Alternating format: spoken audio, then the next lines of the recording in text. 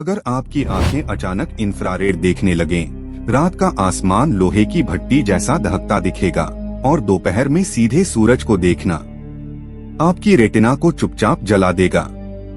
हमारी आंखें इस गर्म रोशनी के लिए बनी ही नहीं, इसलिए दिमाग उसे अंधेरा समझता है। पर यह अंधेरा असल में हमारे चारों ओर हर दिशा से आती गर्मी है।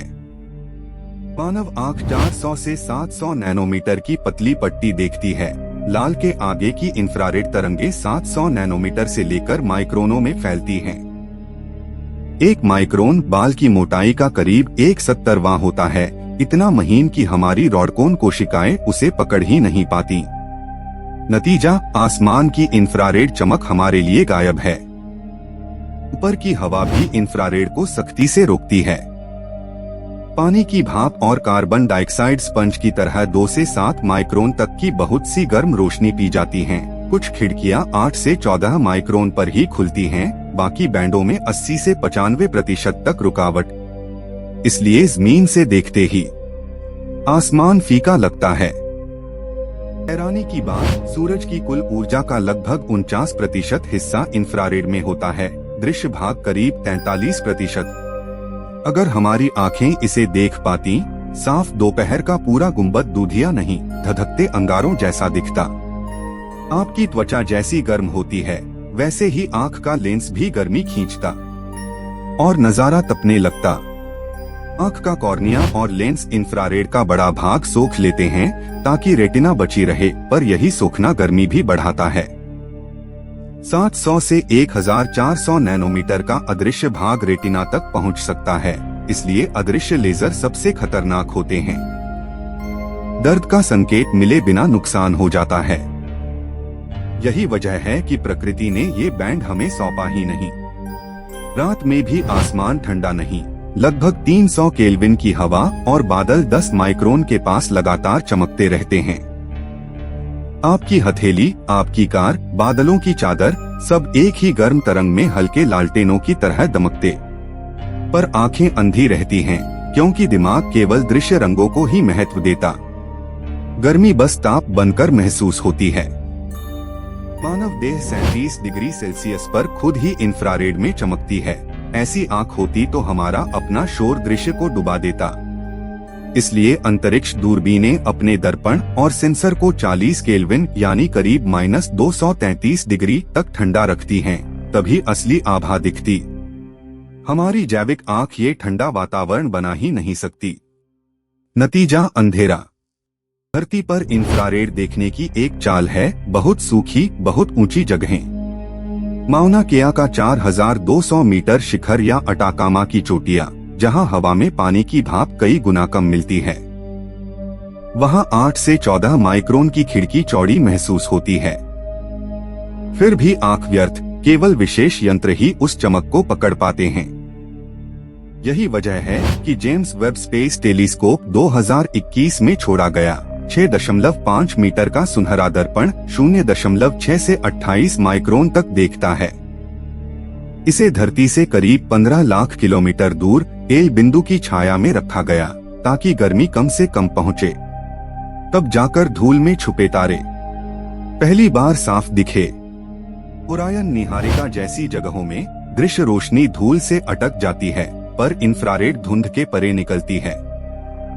जहां आपको काला पर्दा दिखता है, वहां 1500 डिग्री तक की युवा तारकीय भट्टियां काम कर रही होती हैं, दूधिया गुलाबी बादलों के पीछे जलते गोले। यही छिपी आग हमारी आंखों के लिए हमेशा अदृश्य रही। अगर ये सुनकर आप चौंक रहे हैं, एक लाइक सब्सक्राइब जरूर करें, क्योंकि आगे की सच्चाई और गहरी है। इंफ्रारेड में धूल न केवल पारदर्शी लगती है, बल्कि ठंडी गैसों के नक्शे भी उजागर हो जाते हैं, मानो किसी अदृश्य स्याही को गर्मी से पढ़ लिया हो। इस नक्शे से तारा जन्म का क्रम समझ आता है।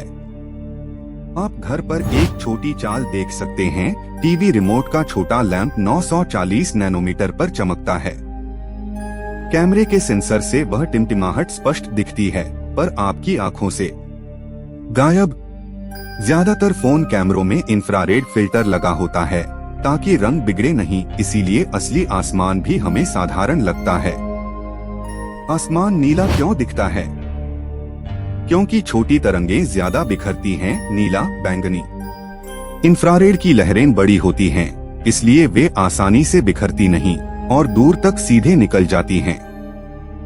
नतीजा, दिन के आसमान में इंफ्रारेड चमक धूमिल जैसे दूर की ट्रेन की धीमी गूंज जो सुनाई कम देती है पर ऊर्जा रखती है। कोहरा, धुआं और धूल दृश्य रोशनी को रोक लेते हैं, पर 8 से 14 माइक्रोन की इंफ्रारेड अक्सर उनके पार झांक लेती है। इसलिए थर्मल कैमरे रात में दीवार की आड़ के पीछे सीधे इंसानों को नहीं, उनकी गर्म सतह से निकली रोशनी को देखते हैं। आग बुझाने वाली टीमें यही गर्म नक्शा पढ़कर दिशा पकड़ती हैं। धरती की ऊर्जा का हिसाब किताब भी इंफ्रारेड पर टिका है।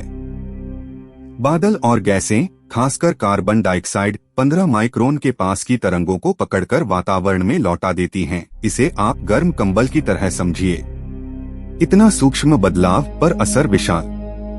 समुद्र से लेकर ग्लेशियर तक इसकी गर्म सांस महसूस करते हैं। कुछ जीव इंफ्रारेड की झलक अलग तरीके से लेते हैं। पिट वाइपर और अजगर के सिर पर गड्ढेनुमा संवेदक गर्म शिकार की किरणों को पकड़कर दिमाग में एक धुंधला चित्र बनाते हैं, जैसे अंधेरे में लालटेन। वे रंग नहीं देखते, बस ताप का नक्शा पढ़ते हैं। इंसानी आंखें ये कला नहीं सीख पाईं। इंसान ने इसकी भरपाई यंत्रों से की, ऐसे चश्मे जो गर्मी को रंगों में बदल दें। उनमें पतले सेंसर सूक्ष्म ताप को बिजली में और फिर नक्शे को हरे पीले रंगों में बदलते हैं ताकि दिमाग समझ सके। सोचिए, आंखें नहीं बदली, पर अनुवादक आ गया और अदृश्य आसमान धीरे धीरे बयान करने लगा। इंफ्रारेड का सबसे खतरनाक चेहरा उद्योग में दिखता है। 1064 नैनोमीटर जैसे अदृश्य लेजर धातु काटते हैं और खुली आंख तक बिना चेतावनी पहुंचे तो रेटिना को स्थायी चोट दे सकते हैं। दर्द कम, नुकसान गहरा। इसलिए सुरक्षात्मक चश्मे रंग से नहीं, तरंग से चुने जाते हैं ताकि सही हिस्से को रोका जा सके। कल्पना कीजिए, आपकी दृष्टि 1 से 10 माइक्रोन तक खुल जाए। रात के कमरे में फर्श दीवारें मंद अंगारों की तरह चमकेंगी, हाल में खड़े लोग चलते फिरते दिए बन जाएंगे और ठंडी खिड़की काली खाई। आसमान, बादलों की गर्म रेखाएं, धरती की सांस और दूर के तारों की धीमी आंच, सब एक साथ दिखेंगे। तो प्रकृति ने हमारी आंखें दृश्य रंगों के लिए क्यों चुनी? क्योंकि दिन के उजाले में वही सबसे साफ सूचना मिलती है। पत्तों की हरियाली, फल का पका रंग, चेहरे का हाव भाव। सूर्य का चरम भी लगभग 500 नैनोमीटर के पास है, यानी उसी पट्टी में सबसे ज्यादा ताकत। इसी मेल से जीवन ने दिशा पकड़ी। आसमान की इंफ्रारेड कहानी देखने के लिए इंसान ने नक्शे बनाए। IRS उपग्रह 1983 में, फिर स्पिट्जर और हर्शल ने और गहराई जोड़ी। इन नक्शों में हमारी गलीगी की निहारिकाएं लाल और सोने सी चमकती दिखती हैं, जैसे अंगारों पर पड़ी राख हट गई हो। आंखें नहीं, पर नजर अब बहुत गहरी हो चली है। अब जब आप जानते हैं कि आसमान की सबसे गर्म रोशनी हमारी आंखों से छुपी रहती है, अगली बार रात में ऊपर देखें और कल्पना करें कि वहाँ कितनी आग बह रही है। ऐसे और अदृश्य सच जानने हैं तो चैनल को सब्सक्राइब करिए, घंटी दबाइए, क्योंकि आगे की यात्राएं और भी चमकीली होंगी।